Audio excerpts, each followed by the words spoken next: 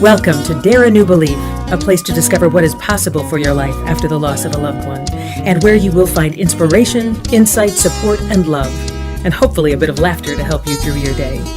Now, here's your host, Nada Hogan.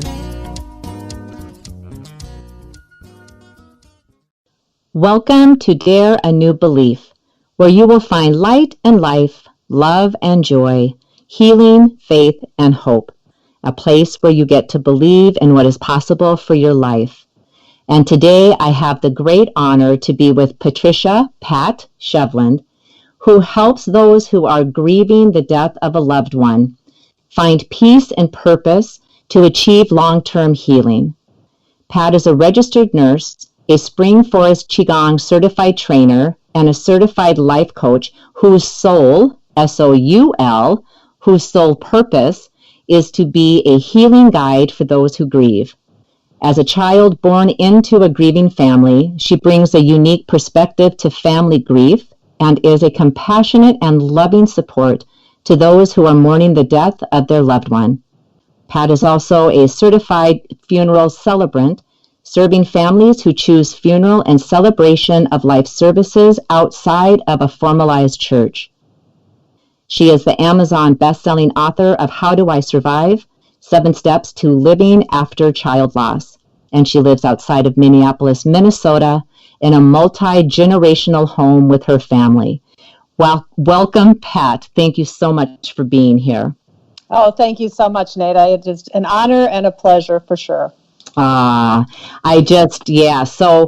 I'm new to you and I'm just learning about you, and everything that I have read and seen is just phenomenal. So I know I spoke about in your bio that you have one book that's an Amazon bestseller, but you also have another book that's called The Morning's Light, morning as in M-O-U-R, Morning's Light, Life After Child Loss.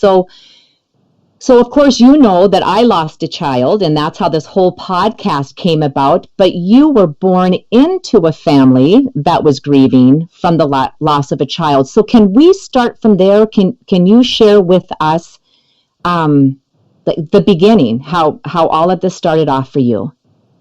Oh, absolutely. Absolutely. When I was a little girl, I don't know, probably 5 or 6 years old, I happened to go up in the attic. I used to love to go in our attic and look at photo books that my mom had. It was kind of my favorite little thing to do, to cocoon up there. And one time I happened to find this little manila envelope, a little 5x7 manila envelope, and I opened it, and there were 2 pictures that were 5x7, and they were black and white photos of this baby that didn't look really healthy. And I didn't know, and all I could think of in that young brain was, who is this? Yeah, why would my mommy and daddy have these pictures of this? Because he didn't look familiar to me at all. So I believe I went to my mother. I don't remember the exact circumstances, or she came to find me to what I was doing. And I asked her and I said, who's this sick-looking baby? Because he looked sick. And she told me at that time that it was my brother, Greg. Well, I had never known I had a brother. And so she shared with me that he had died when he was a baby. And that's pretty much all I got out of it. She just said that those pictures were taken after he had passed away. So I felt this connection with this brother. Now, I had 3 older brothers when all of this happened. But here I had this other one, and all I could think of was, wow, what would it have been like? His birthday was the day before mine, only he was born 6 years before me. But all I could think about was, oh, Greg, what would it have been like if you had lived? Wow, you and I would have the same birthdays. We could have, had our birthday parties together. Would you have been like the other brothers, or would we have had a different relationship? And so I was a really little girl at that time thinking these pretty intense thoughts. Yeah. And I found out about, I don't know how I found out, but I remember going to the cemetery, the local cemetery, and riding my little bike, and I found his gravestone, and I would go hang out there a lot and just kind of be in that presence, so to speak. But no one in my family ever talked about Greg. His name was not mentioned. It was just a very silent subject, and so we really didn't talk about it until I became an adult. In 2012 is when we really started talking about it. Okay. So, and I want to talk about how that happened, that you started talking about that, but I want to go back to you being a little kid riding your bicycle did you know the cemetery where he was buried, or did you just happen to just be searching and you found it because of your search?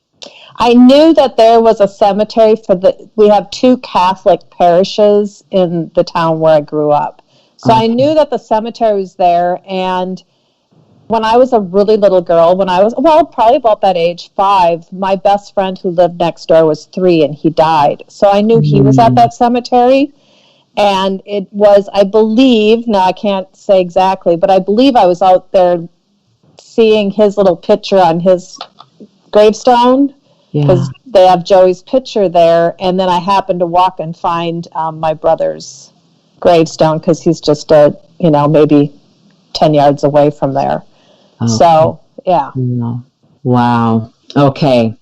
Yeah, amazing, right? So such a young little heart and a young little mind. Of course, I'm thinking definitely came in old soul because there's some big stuff going on there.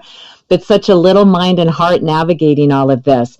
So before 2012 hit, before 2012 and something happened in 2012, what did you do in those years between being 5 or 6 years old and finding these pictures and realizing you have a brother, Greg, who had passed away when he was an infant? Because that's a whole lot of time to go before you get to 2012. Were you still feeling that connection with him? Did you visit the cemetery? Were you having a conversation with your mom or other people about him? Actually, his name is Greg. I would go to the cemetery frequently. I would ride my little bicycle up there, and I was one of those kids that just hung out at the cemetery. I felt a comfort there. I had my grandfather was buried there, and as I said, my next door neighbor, who was my best friend Joey, was there and had his little picture on his stone, and then Greg. And so but I always had this connection with like my ancestors. That's why I would go up in the attic and look in the picture books or in the photo books. It's because I always was drawn to, I always wanted to know more about them. And I always had this connection. So I believe that I just really had this soul connection, old soul connection. And so that was just what I would do, is just go up there and hang out at the cemetery because it was comforting for me, and I would daydream. Yeah. Oh, beautiful.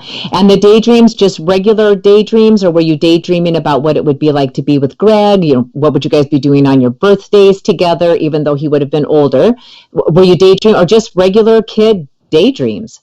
It was actually having conversations with him. Yes, I would converse with him, and it was a lot of wondering out loud in my head.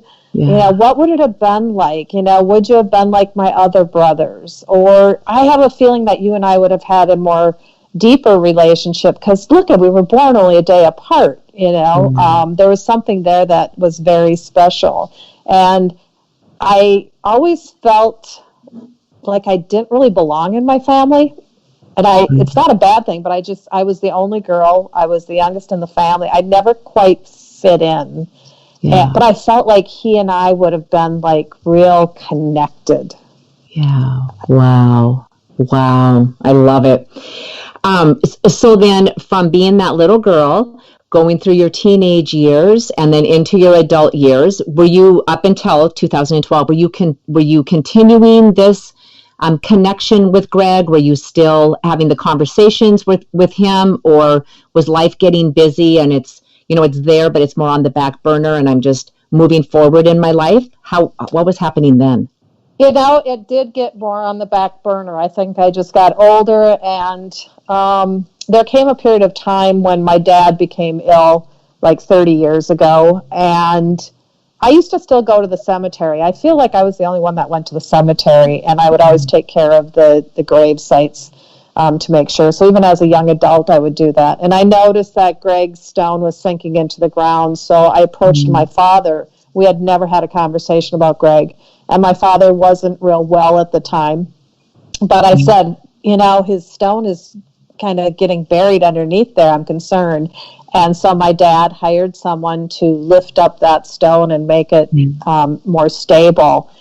But he never went there. He never went there with me. Dad and I never talked about it, just except for that. And then he took the initiative to get the stone placed. But then life, I had a family. I was a nurse, and then I went into corporate. I was a corporate executive for many, many years. And so, life just went on. And so I wasn't, having these conversations with him, but always there. I mean, it always was that I knew that I had another brother there. Yeah. Yeah. Okay. So now we're approaching 2012. So then what happens when 2012 comes along? Well, that was like my whole life changed dramatically. Yeah. And at this time, are you still in corporate America in 2012? Yes, I am. Okay. Yes. Okay. So in 2012, it would have been Greg's 60th birthday. Okay.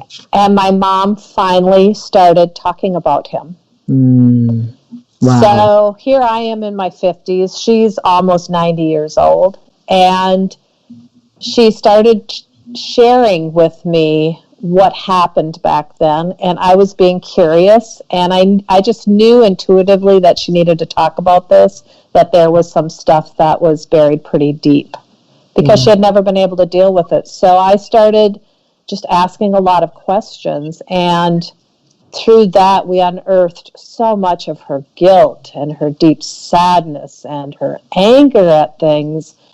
And so I actually worked with her to open those up, talk about them, allow her to give her feelings air for the first time in 60 years. And we pulled out those pictures. And we both sat there looking at these little black and white photos. And of course, they were taken after he had died. They were the only two photos she had of him. And someone thought, and I'm thankful that they did, to take these two pictures of him at the mortuary. Yeah. So he was dressed in a cute little suit and my mom was able to just caress those pictures. And we were able to say, oh, look at the hair that he had. Oh, his eyebrows kind of look like Dad. Or, oh, look at that cute little suit. And she was able to just be with him and feel his spirit so deeply with me standing beside her. And it was just like a total opening of healing for her that she had never been able to do. And by this time, my father had passed many years before that. And so that is actually kind of the start of my new journey where something changed within me. So I'll tell you, I had an epiphany at that time. Yeah. And I was on a plane and I was traveling in my corporate job and going to our corporate office. And I had been reading the book, Heaven is for Real. Someone had given it to me and I thought, oh, I'm going to read that. Now I wasn't like super spiritual at the time or anything. I just always had I knew what my spirituality was and was very solid in it. But I was reading this book because someone had recommended it, and I'd closed the book, and I had closed my eyes for a minute on the plane, and all of a sudden I was jolted, like almost out of my seat, and it felt like I was struck by lightning. I felt like I was having a seizure. Wow. And this voice came through that said, I was born through you. Wow. Wow. And I knew it was Greg. And I just knew it. Wow. It was very powerful. It was very emotional in the fact that it just gave credence to everything that I knew my whole life. But it was not surprising. It was like, okay, yeah, of course. Yeah. And so that was kind of the start of a whole new enlightenment for me, so to speak. Yes. And how amazing that it happens in the place where you can't jump up and throw your arms up in the air and hallelujah or be in a state of complete shock and what is happening. It's just like, oh my God, I'm in the middle of an airplane with all of these people. So I have to kind of maintain this. I mean, I'm just feeling that in my own body, just going, I think I would have jumped up, just going, oh my God, it's happening. And then like, oh my God, what's happening? Like this is so much. Oh, I love it. I love it. So from this jolt of lightning that hit you when you're in the airplane and you hear this voice, how did you say it? I live through you. I was born through you. I was born through you. I was born through you. I was born through you. So then that started you down a different path. All kinds of different things started happening in your life. And what like from that, how can your life ever be the same? Like, how do you even walk off of the airplane knowing that you have to go and do this corporate stuff and I have to just be this person that works in corporate America and get off a plane and go do my corporate meeting work, and knowing that I just got hit with this bolt of lightning? What was that experience like? I have to correct myself because I was actually coming home from the corporate job. Oh, thank God. Yes. I correct myself. I wasn't going to it. I was coming home. And, well, first of all, when this happened, I opened my eyes and I looked around because I thought, do people think I'm having a seizure? But Right. I really felt my body just going totally out of control. And I look around and everybody's just sitting there reading and, having their snacks, and no one's paying any attention to me. And I'm thinking, wow. Okay. So this was just within me. When I got off the plane, my daughter was waiting for me. And I've always been the strong matriarch of the family, always very solid and very grounded. And my kids just always viewed me in that way. I got off the plane and I just started sobbing. Oh. And we were waiting for my luggage, and I just said, Brittany, you won't believe what just happened to me. Now, we would have never talked about something like that, but I was just like crying and tearfully just sharing with her, and she just sat and listened. No judgment, just sat and listened with such total love. Oh. And it was just so beautiful, and that helped me get my act together so I could, function, because I just needed to share it with someone at that time. Yeah. Wow. And then how old was Brittany at the time when you were telling her? Oh, gosh. I'm saying she was probably late 20s. Okay. And was she very spiritual? I mean, how did that land on her? Was it like, oh, Mom, you're losing it? Or, wow, this is so cool. Let's sit down and talk about this more. She actually, she has a good sense of spirituality within herself, and she's always been a searcher, like with religions and different things like that. But no, she just held the space for me, and that's who she is. She's the one that quietly holds the space. She's a beautiful empath and holds the space for people. So that's what she did, is just held the space and allowed me to just pour my soul out. And I was so thankful it was her, because I wasn't going to get judged, or I wasn't going to have people ask me questions that I might not be able to respond to at that point. Right. It reminds me, this is completely off subject, but I love having when these memories just pop back into our heads. And it was probably 6 years ago. I stood outside and I was just kind of gazing off into nowhere land. And my son, and my son, I would describe just a typical guy, right? And he was probably early 20s, I guess. Just a typical guy and not into spirituality and don't talk to me about God. And, like, as you know, my daughter passed away and doesn't want to hear, any of the signs that I see. And at least at that time. Mm-hmm. And he said, like, you look like you're in deep thought. What's happening? And I said, I hate to even say this to you because I think you're going to think that I'm crazy, but I swear I have been in this moment before, but I don't mean standing here on the step. There's something in the sky. I recognize something in the sky and this feeling like a past life, Tommy. And he was just like, oh, that's cool. I've had that kind of stuff. Do you think it's real? And it was like, whoa. So that opened up a door for us because he wasn't this empath, quiet one that I could say these kinds of things to, but I forgot all about that till you brought this up with your daughter. And it's just like, oh my gosh, a deeper connection just from having this conversation with you, a deeper connection with my son. This is what I love about life, how we constantly deepen our connections just by having connections with other people. It's so beautiful. Oh, that's so beautiful. So beautiful. Love it. Yes, yes. So thank you for being the catalyst in that. I totally appreciate that. So now we have to get back on track. I'm sorry. So you shared this information with Brittany, and then you go home, and then now what's happening? What's happening in your life? Oh, let's see. Okay, so I shared the book Heaven is for Real with my mother, because she always questioned like whether she would ever see Greg, anything like that. And so I shared it with her, and she read it, and she started borrowing it out and got it to my aunt. But she called me, and my mom has never been an excited person, and she said, "Oh, this is the most beautiful book. I am going to see him again." And it just gave her such hope and faith. Wow. And we started sharing the book. I bought a bunch of copies of books, and she's like, I need one to go here, and I need one to go here. And so there's a whole long story behind that, all the synchronicities of all the people that we shared it with. But that was kind of the impetus for me to write that first book that was our family's journey, so to speak. Wow, so beautiful. I swear it's just, I always see, I don't think that God is a person, but when I think in these terms, it just makes it easier. But I think of him looking like Father Time in a white gown and that long beard, and he's just up there doing these curtsies every time. It's just like all of these synchronicities that are happening when you're sharing these books and the other things that are happening, and it's just God's just up there doing these curtsies, going, yes, this is how it's all supposed to be. I'm bringing this all to you. I just love it. So, Pat, I know we're going to start running out of time here. I think we've only got maybe 3 minutes left. And I don't want to dive into a deeper subject because we'll end up having to cut it off.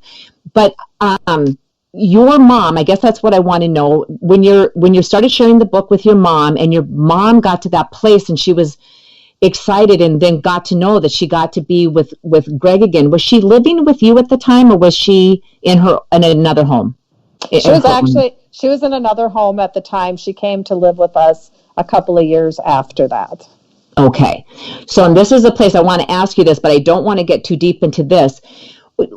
Did she hold the belief that when your brother Greg had passed away as an infant, did she hold the belief that once somebody died, like that's just it, you died and you're done and I'll never see you again, that's just all there is to it? Was that her belief, or was it she didn't feel free to believe differently, or that's just how you did it back then? I think it's a couple of different things. One, that's just how you did it back then. You didn't talk about it. You just buried it, soldier up and take care of it. But the other thing was, he was a baby. He was 4 months old. And she, in her Catholicism, she was worried that he was in limbo. Oh. Yeah. Okay. Wow. All right. So we have a lot to talk about, and I just don't want to get into that. So I'm going to, we're going to wrap up this part one, and with your blessings, I would love to have you come back so we can continue this conversation and go into part two. Are you willing to do that with me? Absolutely. I would love to.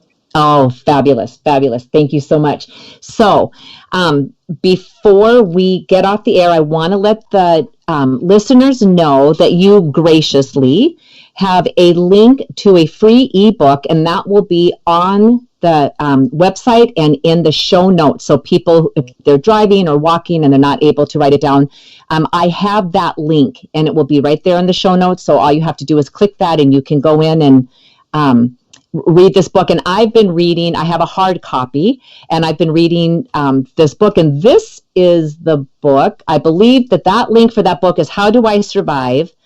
7 Steps to Living After Child Loss, correct? I think correct. I'm doing this correct. Okay. Yep. All right. Yep. After a while, I get too many papers and too many notes. It's like, I think I'm doing that right.